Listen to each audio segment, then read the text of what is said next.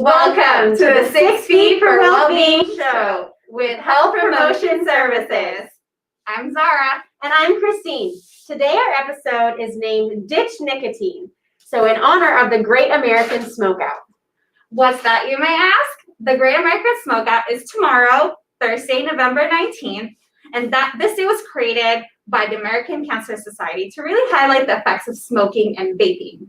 So this whole week, Health Promotion Services and the Wellbeing Peer Educators will be hosting Zoom, YouTube Live, and socially distanced in-person events educating UCSD students, so you guys, on smoking and vaping risks. Today's episode really jumps into the science behind the substances and what smoking and vaping do to the body. So to start us off, let's bust some myths. Woo! We've got a couple of our props here. Because we're scientists. So first up, we have Sun God Says. We're going to be busting some popular myths. Will the Sun God give a thumbs up or a thumbs down? All right, so the first myth that we're going to talk about is e-cigarette aerosol is just water vapor. So I remember hearing this when I was first working at like a restaurant where most states were first kind of making bars completely smoke-free. So there were some customers that would like be at the table or the bar and they would be vaping. And when management would ask them, hey, like we're smoke-free, you can't do that in here, their reply would always be, oh, this isn't smoke, it's just water vapor. I remember hearing things like that as well. So let's take a look at a snapshot of that composition of an e-cigarette liquid. So this graphic that you see on the screen comes from a 2014 study comparing the components of an e-liquid aerosol and a cigarette smoke.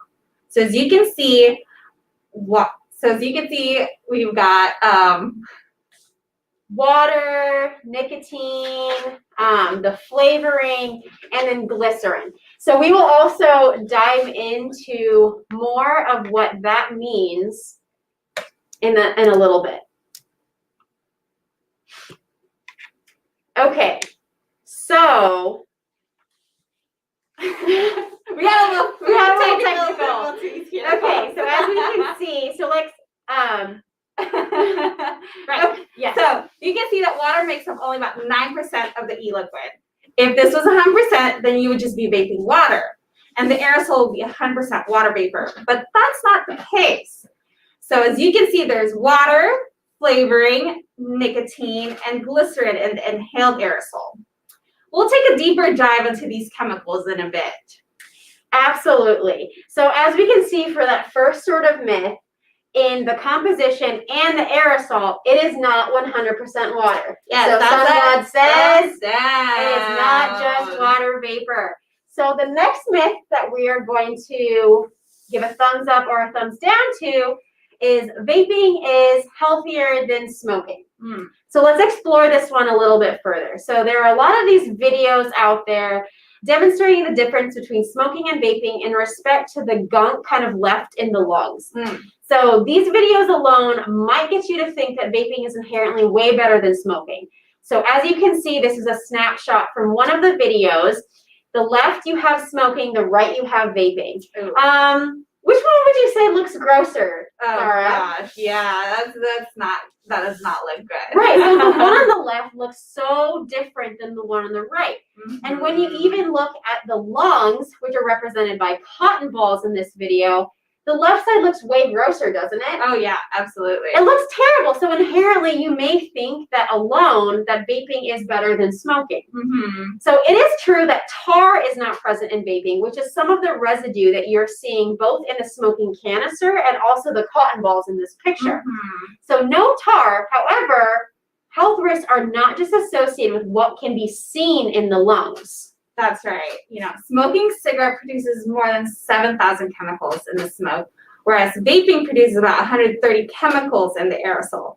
Again, the stark differences might get you thinking that vaping is less harmful, However, some of the chemicals are worse than the others. Or in the case of vaping or vaping e-liquids, some chemicals are not safely tested for exposure routes other than ingestion.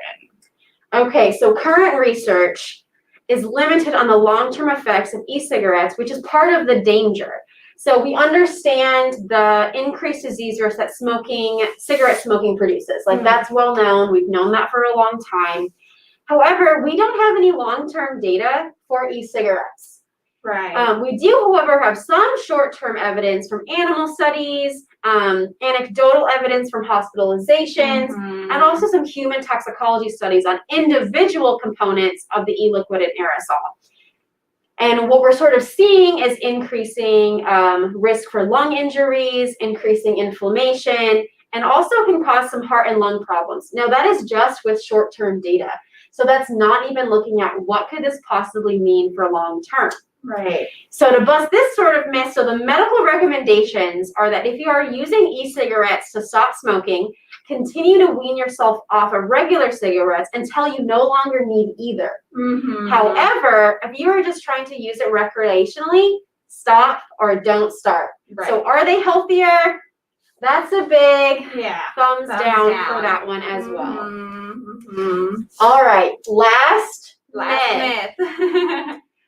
Zara, do you want to read the screen? What's the last myth? The last myth, nicotine isn't harmful. Okay, let's find out.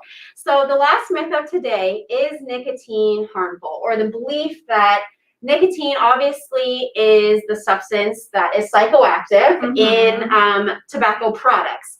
So that includes e-cigarettes, that includes tobacco leaves, things like that. So it is a stimulant drug, which has a lot of impact on the body. But research has also shown that it is just as addictive as heroin and cocaine. Wow. Nicotine is just as addictive. And can also have harmful effects on both mental and physical health.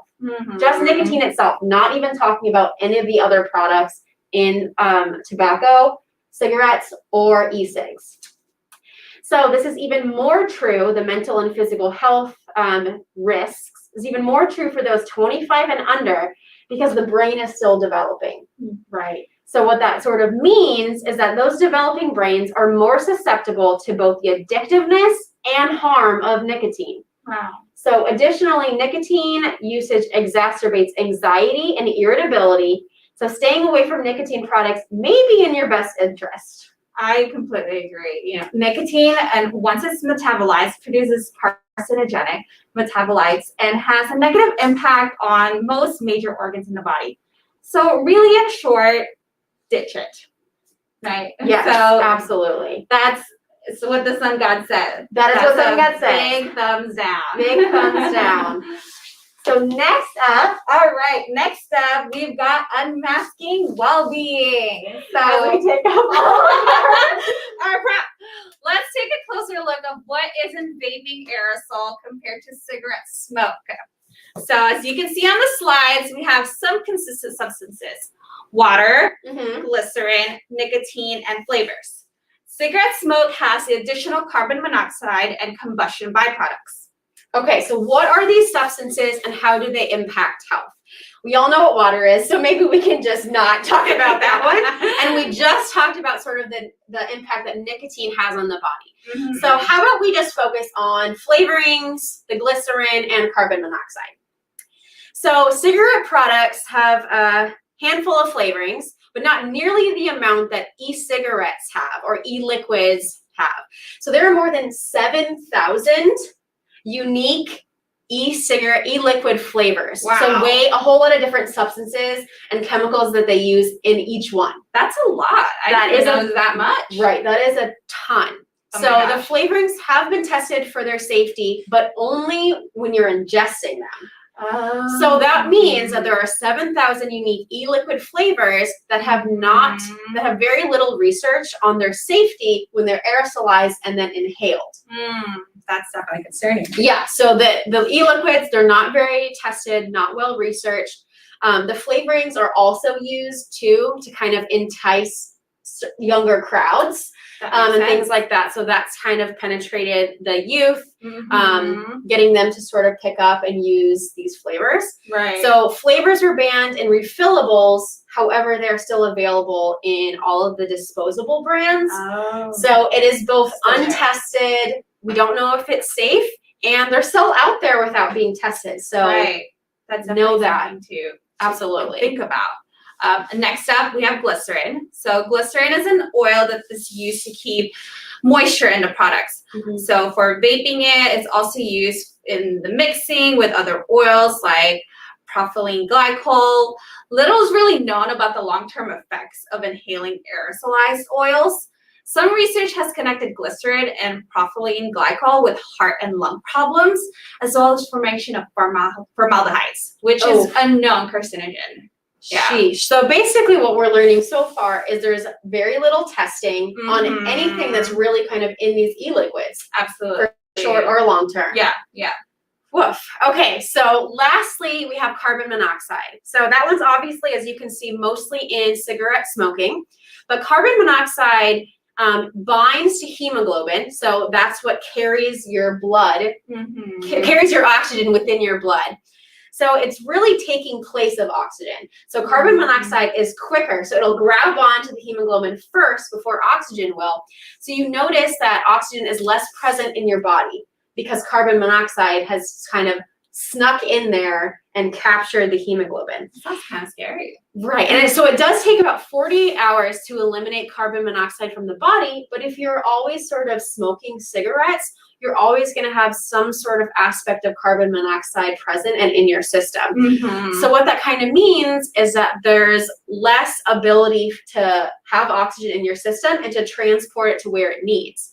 So you may notice like increased heart rate. You may notice reduced tolerance for exercise because it's harder to sort of breathe and get that oxygen. Right. And also headaches or vision problems as well. So now that you have a better understanding of the research and the risks behind smoking and vaping, our resources on this slide are on this slide. So let's dive in on what's the tea to really find ways to manage cravings and kick nicotine vaping and smoking. Absolutely. So what are we drinking today? So we've got Passion Peach tea, Passion Peach black tea. You know, the really sweet and tangy notes of the fruit gives the perfect feeling of warmth, but feeling refreshed. So cheers, Christine. Cheers. This tea is caffeinated, so perfect for when you need that extra boost of energy.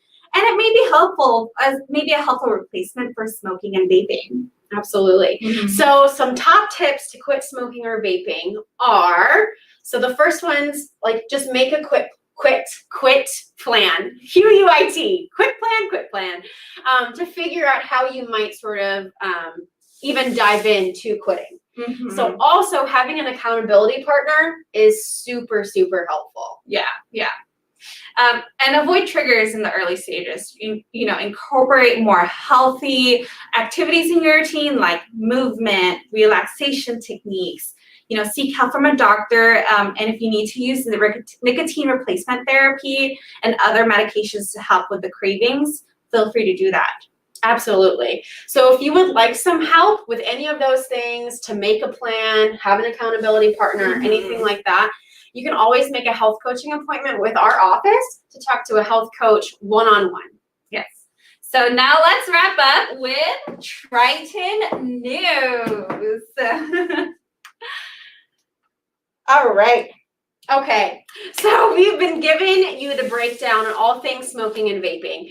We definitely learned that there's not a lot of research on vaping. So if you choose to use, be careful, but our recommendation is to not start and not use it. So we've got some upcoming events for you all week long, kind of going over the Great American Smokeout tobacco and vaping awareness. Yes. So tomorrow we have a Habit Rewired info session at 1 p.m. live here on YouTube, actually. So if you could go back to our YouTube channel, you'll find it live. And this session will teach you one way to change a habit and how to make it sustainable. If you email Christine before the session, she can send you the workbook. You'll be using her email is cglisman@health.ucsd.edu. Absolutely. And tomorrow is our last Up and Smoke workshop of the week, starting at 4 p.m. via Zoom, where you can learn all about vaping and smoking from our well-being peer educators. They'll give you more sort of information, more ways to sort of quit, and resources. Awesome. And we've also got Work Your Butt Off with Recreation. It's an in-person fitness class right here in Town Square from 2:30 to 3:30. Bring your own yoga mat and towel, and don't forget your positive energy. You can sign up at recreation.ucc.edu. Check the comment sections for the flyer of all the events happening for Great American Smokeout Week.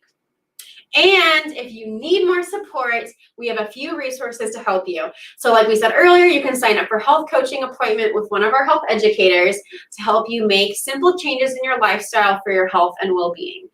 And launching after Thanksgiving break, we'll be having tobacco and vaping smoking cessation program, where you can schedule individual counseling to assist you in quitting. That's a really great program. We're excited for that one to launch. Yes. So that's all we've got for you today, folks. Stay healthy. Be well. Keep tuning in. And see you next week, Tritons.